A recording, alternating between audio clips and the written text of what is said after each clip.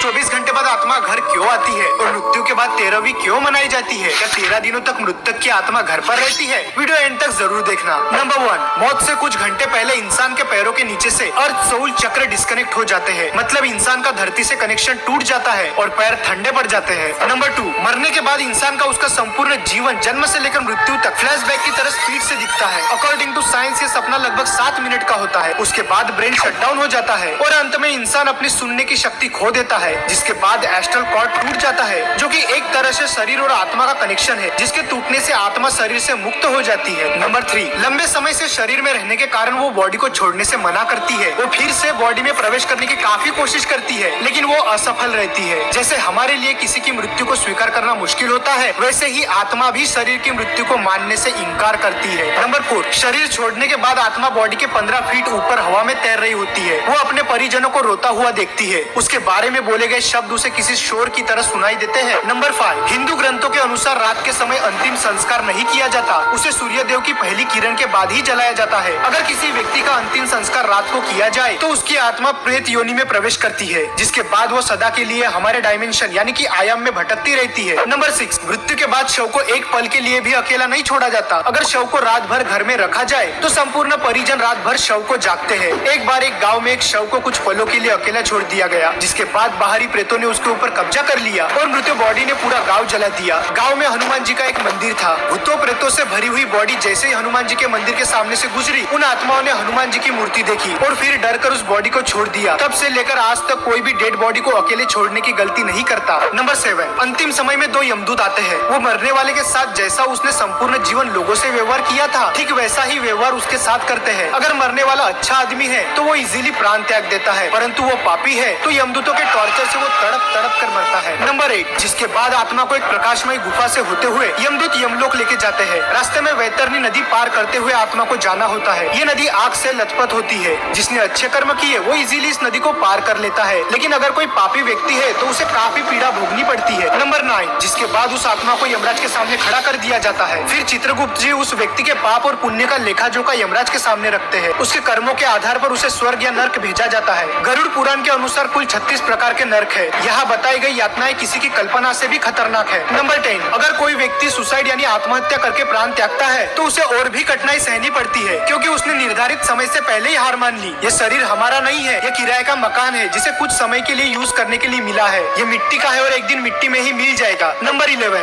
गरुड़ पुराण के अनुसार हमारे वास्तविक जीवन में किए गए हमारे कर्म ही हमें स्वर्ग या नर्क दिलाते हैं। उसके बाद अगर कोई साधु या तपस्वी है तो उसे मोक्ष की प्राप्ति हो जाती है। नंबर 12, सबसे बड़ा सवाल, ये सब बातें हमें कैसे पता? गरुड़देव जिनका बल अतुलनीय है, वे एक साथ 100 इंद्रों को पराजित कर सकते हैं। गरुड़देव स्वर्ग से अमृत कलश लेकर उड़ गए थे, लेकिन उन्होंने अमृत पान नहीं किया। उन्हें बिना अमृत के ही अमरता प्राप्त हुई। ये वरदान उन्हें स्वयं श्रीहरि नारायण ने प्रसन्न होकर दिया था। गरुड़देव तो अमर है, उन्हें नहीं पता कि मृत्यु के बाद क्या होता है, इसलिए जिज्ञासावश उन्होंने श्रीहरि नारायण से ये प्रश्न पूछा और इसी ज्ञान को हम गरुड़ पुराण के नाम से जानते हैं। भगवद गीता में श्री कृष्ण ने कहा था, आत्मा न तो पैदा होती है और न ही वह मरती है, वो तो सिर्फ वस्त्र की तरह एक शरीर से दूसरे शरीर में प्रवेश करती है। मृत्यु तो केवल शरीर की होती है, आत्मा की नहीं। ये जीवन मृत्यु का चक्र यूं ही चलता रहता है, इसीलिए don't die before you are dead, मरने से पहले कभी मत मरो। अंतिम समय में राम नाम सत्य है इसलिए कहा जाता है क्योंकि वही संपूर्ण जीवन का सार है। श्री राम ही सर्वश्रेष्ठ है, वही सत्य है। अगर वीडियो पसंद आए तो वीडियो को लाइक और चैनल को सब्सक्राइब जरूर कर देना। नेक्स्ट वीडियो कौन से टॉपिक पे चाहिए